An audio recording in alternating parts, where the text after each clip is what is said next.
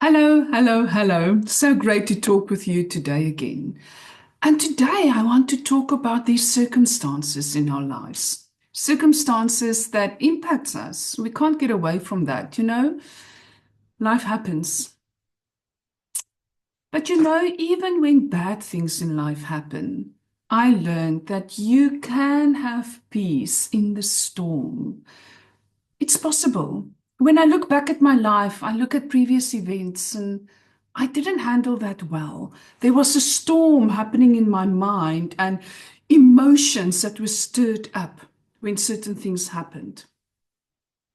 But now, when I think back and similar things are happening to me, I can think more clearly and I'm calm. I'm not in this emotional whirlwind. So it's possible, but how do you get there?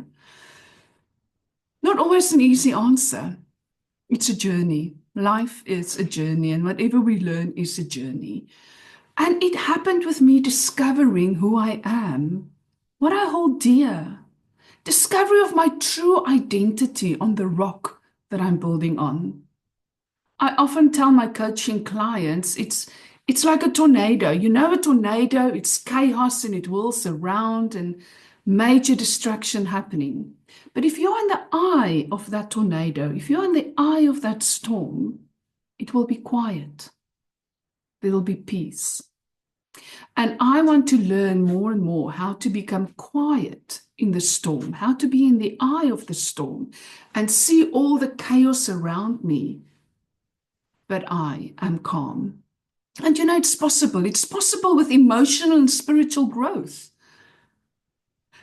It reminds me of Mr. Wobbly Man. Do you know Mr. Wobbly Man from the Noddy stories? I watched it a lot when my children were young.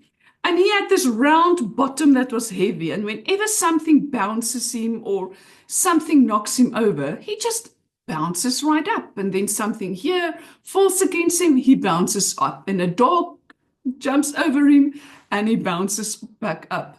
And how does it work? How is he able to bounce back? And it's when the core of the weight is at the bottom. And I've realized that if the core of my weight is concentrated in my true identity, it's easier for me to bounce back when things are happening. Our identity must be built on the correct core, on the correct foundation. Look, part of my identity is I am a mum. I'm a wife. I'm a daughter, a sister. I'm an engineer. I'm a Toastmaster. I'm creative.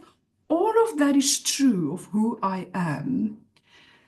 But they can't be the core. If that is the core of what I'm made up of, I won't bounce back very quickly if circumstances are around me. My core must be based on the rock of who I am in God and what He says I am. When you read Matthew 7 and go and look at this, at the end of Matthew 7, where it talks about building the house on a rock versus on sand. If you don't know the story, go read it, but you might know the story very well. Listen to the storm that the house on the rock had to weather. Verse 25. And the rain fell, and the floods came, and the winds blew and beat against the house. Listen to verse 27, the storms that the house on the sand had to face. And the rain fell, and the floods came, and the winds blew and beat against the house. The two storms were exactly the same. Word for word, they are the same. But the impact is different. Yes, when my house is on the rock, a window might crack, a tile might be blown away, but the house keeps standing. I experienced this lately with my dad's passing away. It was very traumatic, very difficult. I've cried. I got mad. I got confused. It was not easy. But my core wasn't God. I could cling to God. I could be with Him. We could even minister to people during that difficult time. My house didn't fall to pieces. Build your house on the rock. Understand your identity. Understand who you are in Christ.